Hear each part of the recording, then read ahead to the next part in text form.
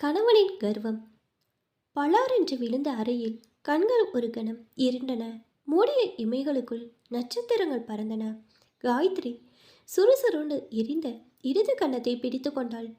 வலியோடு அவமானமும் சேர்ந்து கொண்டதில் மனது உடைந்து கண்கள் வழியே வலியத் தொடங்கியது. அப்படியே தரையில் அமர்ந்தாள். விசித்து விசித்து அழத் தொடங்கினாள். சங்கர் அவளை அடித்தது குறித்தோ அவள் அழுவது குறித்தோ எந்த குற்ற உணர்வுமின்றி சட்டையை அணிந்து பொத்தான்களை மாட்டிக்கொண்டிருந்தான். ஏ, எந்திரிச்சு போய் டிஃபன் எடுத்து வை.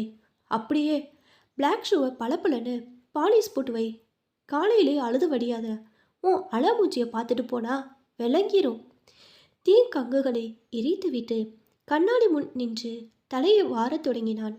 காயத்ரி எழுந்து கண்களை துடைத்து கொண்டு வெளியே போனாள். உணவருந்தும் மேஜையில் சப்பாத்திகள் அடங்கிய ஹாண்ட்பேக்கையும் கேரட் பீன்ஸ் குருமா கிண்ணத்தையும் வைத்துவிட்டு சாப்பிடும் தட்டை கழுவி எடுத்து வந்தாள். தண்ணீரை வடிக்கும் போது அதில் முகத்தை பார்த்தாள். இடது கன்னத்தில் சிவப்பாக அவனது விரல் தடங்கள் பதிந்திருந்தன. மீண்டும் கண்கள் பொங்கின. சேலை தலைப்பில் கண்களை உற்றிக்கொண்டு கண்ணாடி டம்ளரில் நீரை ஊற்றினாள். சங்கர் பூஜை அறைக்கு சென்று முணுமுணுப்பாக ஏதோ ஊதிவிட்டு வெளியே வந்தான். காயத்ரி சாமி கும்பிட மாட்டாள். சங்கரோ அவளுக்கு நேர் எதிர். விழுந்து விழுந்து கும்பிடுவான்.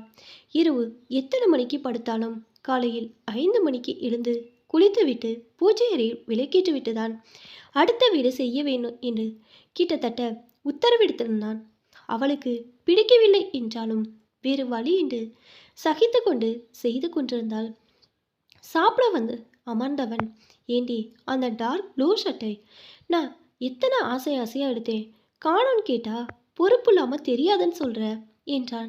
சப்பாத்தியை பிட்டு வாயில் திணித்து கொண்டே, ஏங்க நான் எத்தனை தடவை சொல்கிறது, அந்த சட்டையை நீங்கள் போட்ட ஞாபகம் எனக்கு இல்லை. அதை நான் துவைக்கவே இல்லை. உங்கள் பீரோடில் தான் இருக்கும். அவன் அவளை உக்கிரமாக முறைத்தான். அப்போ நான் பொய் சொல்கிறேனா? அது எனக்கு தெரியாது. அடிக்கிறதுக்கு இன்னைக்கு ஒரு சாக்கு. அவன் சட்டனை இருந்து மீண்டும் அறைய போனான். அவள் விலகி கொண்டாள். தட்டிலேயே கையை கழுவிக்கொண்டு நீரை ஒரே மூச்சில் குடித்துவிட்டு கைப்பையை எடுத்துக்கொண்டு போனவன் டீப்பாய் மேலே அவள் பாதி படித்து குப்பரை கவிழ்த்து வைத்திருந்த புத்தகத்தை எடுத்து வாசலில் விசிறி எடுத்துவிட்டு வெளியே போனான். ஷூவை மாட்டிக்கொண்டு பைக்கை உதைத்து முறுக்கி கொண்டு போக்குவரத்தில் கலந்தான். அவனது கோபம் மோட்டார் சைக்கிளின் புகையாக வெளிப்பட்டது. அவள் கண்களில் வழிந்த நீரோடு கீழே கிடந்த புத்தகத்தை எடுத்து நெஞ்சோடு அணைத்து கொண்டாள். காயத்ரி கல்லூரி இறுதி ஆண்டு படுக்கையிலே நல்ல சம்பந்தம் என்று சங்கரின் ஜாதகம், வங்கி வேலை, புகைப்படத்தை பார்த்த காயத்ரியின் தந்தை வரன் கையை நழுவி போய்விடக்கூடாது என்று அவசர அவசரமாக கல்யாணத்தை செய்து வைத்துவிட்டு கடமை முடிந்ததென்று கை கழுவி விட்டார். அவனுக்கு பெற்றோர், நெருங்கிய உறவுகள் இன்று யாரும் இல்லை. மாமியார், நாத்தனார் என்று பிக்கால் பிடுங்கள் ஏதுமில்லை என்று அவருக்கு ஒரு நிம்மதி. அவள் கண் மூடி திறப்பதற்குள் திருமண வாழ்க்கைக்குள் நுழைக்கப்பட்டு விட்டாள். என்ன ஏதென்று உணர்வதற்குள் அடுக்கலைக்கும் படிக்கறைக்கும் பழக்கப்பட்டாள். சங்கர் தாலி கட்டும்போது ஒரு கண்ணால் அவனை பார்த்தாள். ஓரளவு பரவாயில்ல, ஆள் என்னவோ ஹேண்ட்ஸமாக தான் தெரிகிறான். தனக்குள் சிரித்து கொண்டாள். ஹோமத்தியை சுற்றி வரும்போது அவனது கையை பற்றி நேர்ந்தது. அவனது உள்ளங்கை மென்மையாக இருந்தது. தன்னை ஒரு முறையாவது பார்க்க மாட்டானா என்று கொஞ்சம் ஏக்கமாக இருந்தது. அவன் அவளை பார்க்கவே இல்லை. திருமணமான அன்று மாலை காயத்ரியின் வீட்டுக்கு அழைத்து சென்றார்கள். காயத்ரி குளித்துவிட்டு புடவை மாற்றிக்கொண்டு வந்தாள். உறவு பெண்கள் அவளை சூழ்ந்து கொண்டு கிண்டல் அடித்து கொண்டிருந்தார்கள். அவள் லேசாக முக சிவந்திருந்த சமயம் அவன் வந்து அவளை அழைக்க சுற்றியிருந்த பெண்கள் நமட்டு சிரிப்பு சிரித்தார்கள். காயத்ரி அவன் இருந்த அறைக்குள் போனாள். ஆசையாக ஏதாவது பேசுவான் என்று தலையை குனிந்து நின்றிருந்தவளிடம், பாத்ரூமில் என்னோட இன்னரை கலட்டி போட்டிருக்கேன், அலசி போட்டுட்டு வா என்றதும் அவளின் கனவு கோட்டை அவள் கண்முன்னே சரிய தொடங்கியது. அன்றிலிருந்து இன்று வரை அவனது அடிப்படை தேவைகளை கூட அவள்தான் செய்ய வேண்டும் என்பது எழுதப்படாத சட்டமாயிற்று. கல்யாணமான 3ஆம் நாள் தனி கொடுத்தல போய்விட்டார்கள். அவள் வீட்டிலிருந்து நிறைய புத்தகங்களை எடுத்து வந்தாள். எதுக்கு இத்தனை குப்பைகளை தூக்கிட்டு வர? அவள் ஒன்றுமே பேசவில்லை. இந்த 3 நாட்களில் வாய் திறந்து அவன் அதிகம் பேசவில்லை. மீறி பேசியவனும் அவளை வேலை வாங்குவதற்காகவே இருந்தது. தேனிலவு எங்காவது சென்று மனம் திறந்து பேசி ஒருவருக்கொருவர் புரிந்து கொள்ளலாம் என்று அவள் நினைத்து கொண்டிருந்தாள். அதற்கு வாய்ப்பின்றி 4ஆம் நாள் காலையில் அவன் அலுவலகம் கிளம்பி கொண்டிருந்தான். அவனது ஷூக்களை பாலிஷ் போட அவளை ஏவினான். ஏமாற்றத்தில் இருந்தவள் அவனையே போட சொன்னாள். அப்போதுதான் அவளை முதல் முறை அறிந்தான்.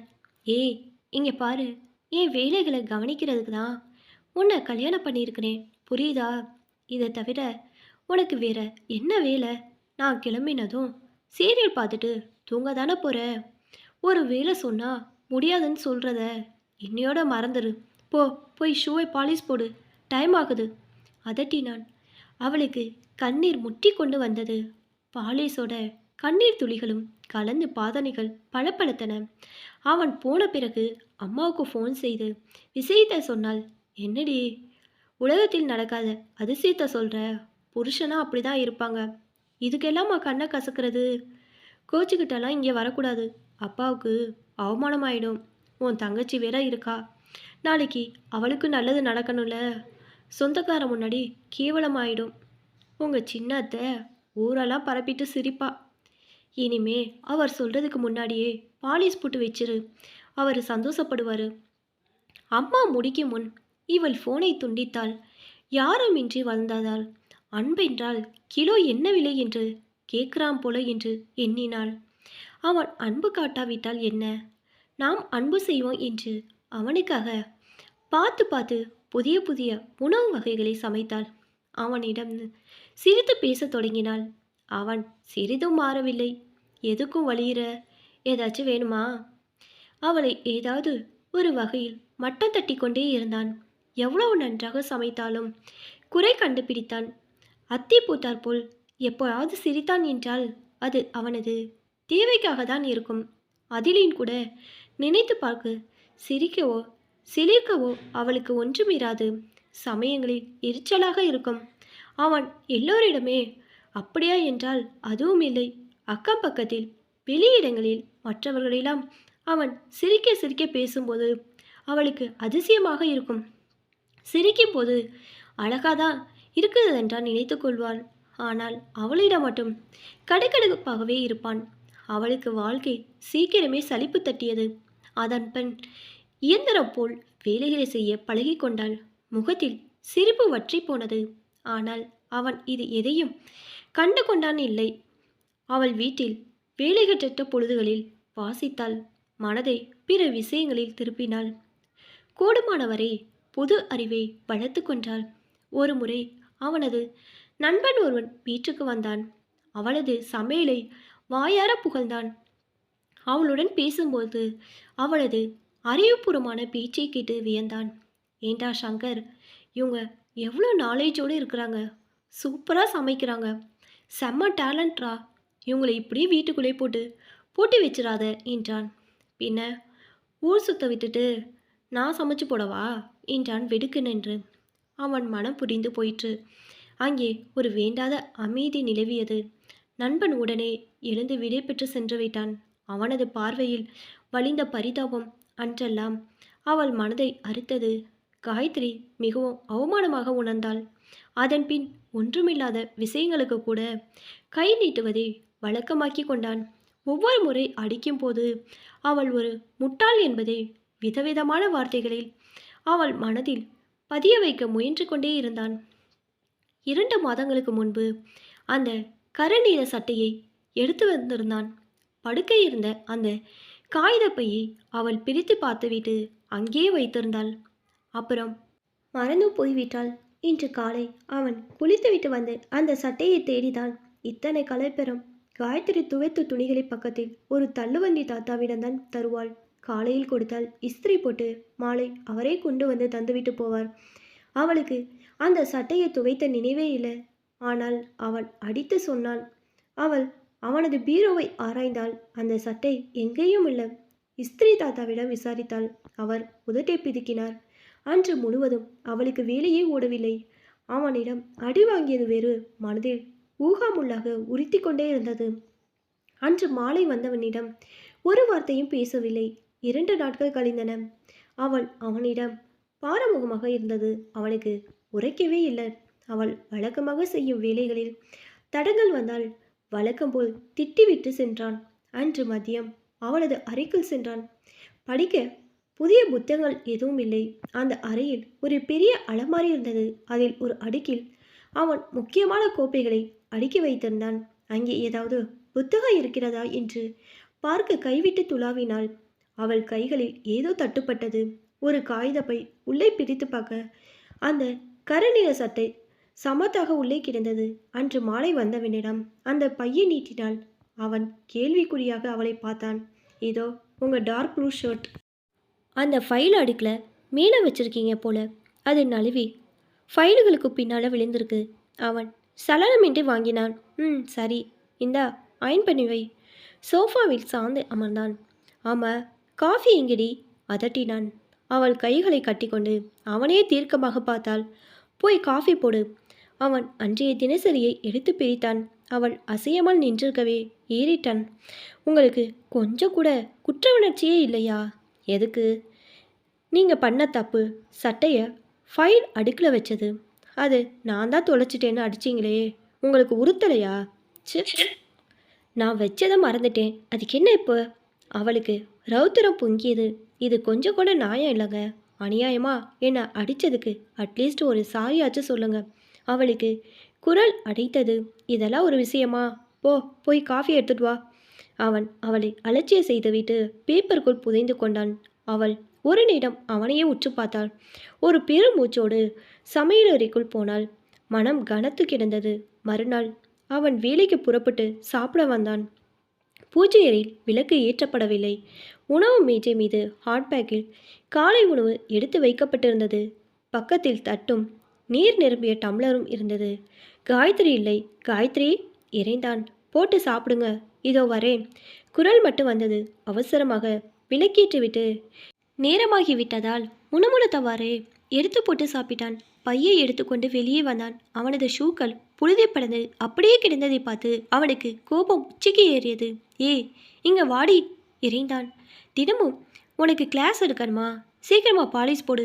இதை விட வேற என்ன வேலை வெட்டி முடிக்கிற? அவள் கையில் ஒரு புத்தகத்துடன் வெளியே வந்ததை பார்த்து அவளுக்கு கோபம் உச்சிக்கு ஏறியது. பல்லை கடித்து கொண்டு அவளை பார்த்தான்.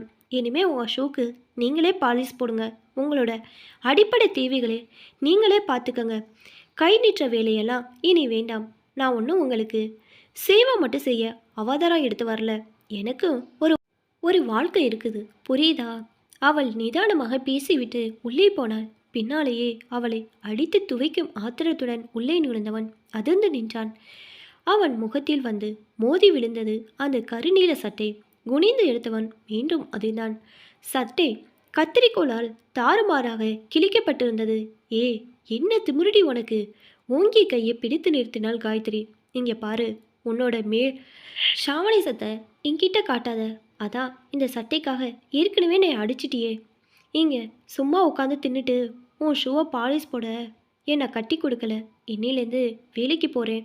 2 கிலோமீட்டர் தள்ளி இருக்கிற டிபார்ட்மெண்ட் ஸ்டோரில் சேல்ஸ் கேர்ள் வேலை. உனக்கு நான் அடிமை இல்லை சங்கர். இனிமே வீட்டு வேலைகளை ஷேர் பண்ண பழகிக்க. என்னை சக மனுஷியாக பாரு. இதுக்கெல்லாம் உனக்கு விருப்பம் இல்லைனா நான் லேடிஸ் ஹாஸ்டலில் தங்கிக்கிறேன். அடுத்தவங்களுக்காக என் தன்மானத்தை அடகு வைக்க முடியாது.